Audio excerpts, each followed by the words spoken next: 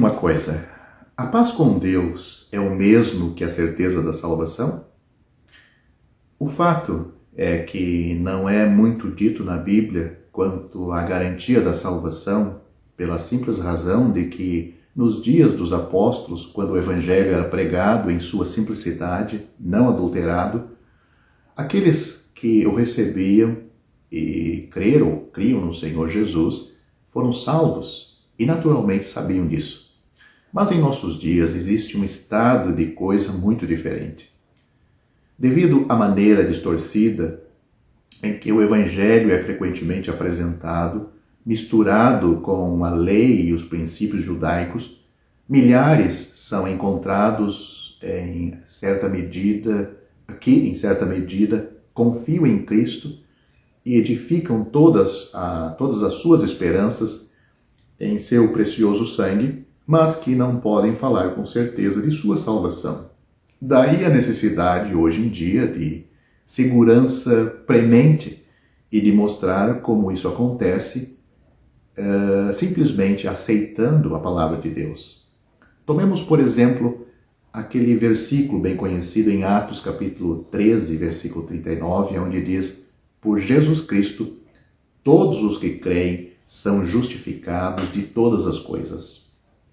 Que arma eficiente tal escritura é para afastar dúvidas e medos de corações crentes. Mas a paz com Deus vai além de manter as dúvidas e os medos afastados com a ajuda de alguma passagem preciosa das Escrituras. É o resultado de saber o que foi realizado através da morte e ressurreição de Cristo para o crente. Por meio dessa obra, todos os nossos pecados foram removidos. Fomos justificados de todas as acusações. Em outras palavras, o elemento perturbador foi removido e a paz com Deus é a consequência abençoada. Deixe-me esclarecer o significado disto. Conheci um irmão que, por alguns meses, ele morava em uma casa cercada de pastagens, onde se mantinha grande quantidade de gado.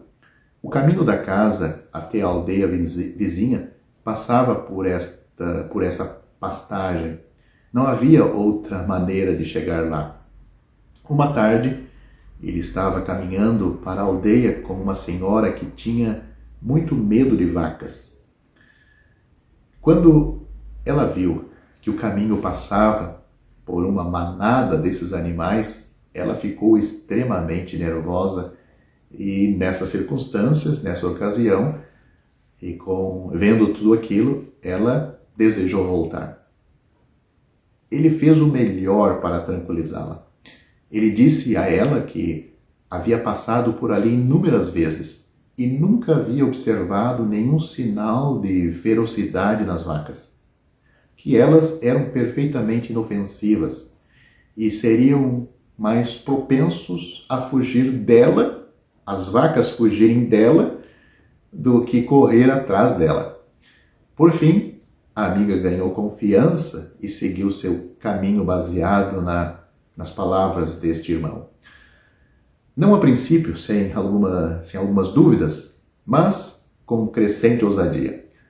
Ela acreditou na palavra dele quando lhe assegurou que não havia perigo e baniu seus medos quando descobriu que realmente não havia motivo para alarme. Desta forma, ela obteve segurança.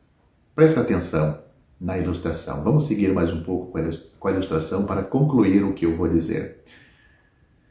Ao voltar da aldeia, mais tarde, descobrimos que todas as vacas, ou eles descobriram que todas as vacas haviam sido levadas para outra parte da propriedade, nenhum casco ou chifre restou naquele local, naquele lugar por onde eles iam passar novamente.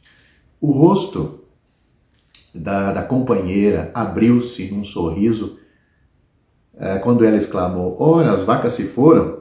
"Sim", respondeu este irmão. "Mas você não teria medo de passar perto delas novamente, teria?" "Não", disse a senhora. "Eu sei que elas não me machucariam e que meus medos são todos infundados, mas estou feliz que elas se foram. Agora, acho que isso ilustra a diferença entre a certeza da salvação e a paz.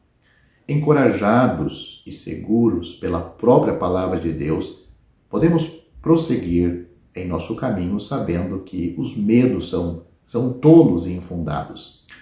Mas quando vemos que tudo o que temíamos foi removido, que nossos pecados foram removidos, que o julgamento que nos era devido foi cumprido, as reivindicações da justiça divina plenamente satisfeitas, então temos paz de fato. A fonte do nosso medo foi removida. E isso é exatamente o que a obra de Cristo realizou por nós. Note o que a Bíblia diz.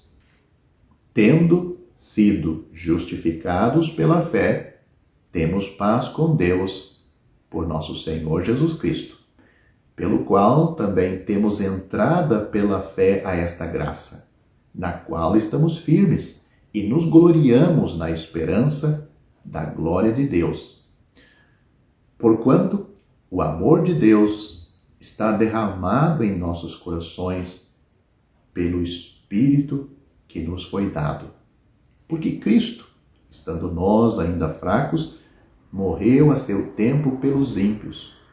Deus prova o seu amor para conosco, em que Cristo morreu por nós, sendo nós ainda pecadores. Essas palavras, esses versículos estão em Romanos capítulo 5, do versículo 1 ao 8. O apóstolo Pedro, falando aos religiosos da sua época, religiosos, mas não salvos, que fora de Cristo não há salvação. Note o que ele disse. E em nenhum outro há salvação, porque também debaixo do céu nenhum outro nome há dado entre os homens, pelo qual devamos ser salvos. Isso está registrado em Atos capítulo 4, versículo 12. É somente sobre esta base e nenhuma outra que você pode ser salvo. Se você deve ser salvo, então o pesado fardo dos seus pecados precisa ser removido. Se o pesado fardo precisa ser removido, a pena pelo pecado precisa ser aplicada em alguém. Se a pena pelo pecado precisa ser aplicada em alguém, então Jesus precisava morrer, pois a pena para o pecado é a morte. Você não poderia suportá-lo sem perecer miseravelmente. Assim disse o apóstolo João, pelo seu nome vos são perdoados os pecados. 1 João capítulo 2, versículo 12. Não pelas obras que você possa praticar, nem pela sua moralidade, mas pelo nome de Jesus. A resposta não poderia ser mais simples. A misericórdia flui hoje mesmo. Não por meio de alguma relíquia em alguma cidade santa, nem por meio do toque de alguma mão santificada, mas de um vitorioso e ressuscitado Cristo no céu. Pode-se ter acesso a Ele estando em qualquer lugar. Toque nele, ou, em outras palavras, se preferir, creia nele e você será salvo. É somente pela fé. As Escrituras são conclusivas quanto a este ponto. A salvação não é por meio das obras, nem por fé e obras combinadas, mas somente pela fé. Note o que as Escrituras diz sobre isso de uma maneira clara, transparente, que até uma criança pode entender. Porque pela graça sois salvos. Porque pela graça sois salvos por meio da fé. Isto não vem de vós, é dom de Deus. Não vem das obras, para que ninguém se glorie. Esses dois versículos claros e maravilhosos estão em Efésios, capítulo 2, versículos 8 e 9. Mas preciso alertar que existe multidões de pessoas que creem no que ouvem acerca de Cristo e do Evangelho, mas que nunca creram confiadamente no Senhor Jesus para a sua salvação. Talvez você diga admirado, o que quer dizer com isto? Não parece haver muita diferença? Pelo contrário, existe uma diferença da máxima importância. Suponhamos que eu esteja a passear com um amigo numa das ruas principais de alguma grande cidade. O meu amigo, numa certa altura dessa caminhada, ele me diz: você vê aquele grande edifício na esquina, com uma tabuleta de metal? Respondo afirmativamente. Ele diz novamente: bem, é ali que fica o maior especialista em doenças do coração. Vem doentes de todos os pontos do país para consultarem com ele. Os seus êxitos têm sido grandes e numerosos. Nesta altura, o famoso médico sai do edifício e entra em seu carro, pelo que tenho a oportunidade de vê-lo. Felizmente, o meu coração funciona muito bem. Acredito em tudo o que o meu amigo me informou acerca do médico, mas as informações não têm para mim importância, pois não necessito dos seus serviços clínicos hoje. Suponhamos, porém, que poucas semanas depois desta conversa, eu adoeça de repente com fortes crises cardíacas. Lembro-me logo daquele médico. Mando chamá-lo e coloco-me sem reserva em suas mãos, recuperando assim a saúde. Agora, já conheço o médico, conheço a sua perícia e quando falo dele, é com ânimo, pois estou grato por aquilo que me fez. Em resumo, entreguei o meu caso ao médico e descansei confiado em sua sabedoria e capacidade, enquanto antes apenas acreditava no que ouvia acerca dele. Esta é a única resposta sensata. Fé no Senhor Jesus, fé para a salvação, como um pecador perdido. Descansa nele, totalmente nele. Mas cuidado para não perder sua alma eternamente só por causa desta pequena questão. O tempo. Ou quando? Note o que a Bíblia diz. Eis aqui agora o tempo aceitável. Eis aqui agora o dia da salvação. 2 Coríntios capítulo 6, versículo 2, note, agora é o tempo aceitável, agora é o dia da salvação. Vá ao Senhor Jesus pela fé.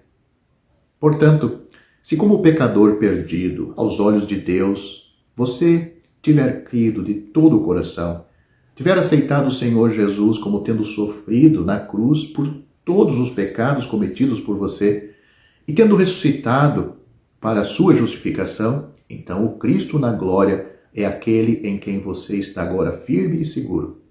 Você está nos ombros e nas mãos do bom pastor, e ele nunca o deixará de assim conduzir até que o tenha introduzido no lar celestial.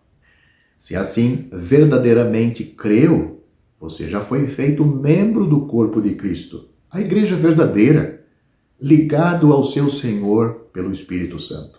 E agora, a caminho do lar, ele se alegra em reunir os seus em torno de si, fora do arraial, ou seja, do sistema religioso, da cristandade dos nossos dias.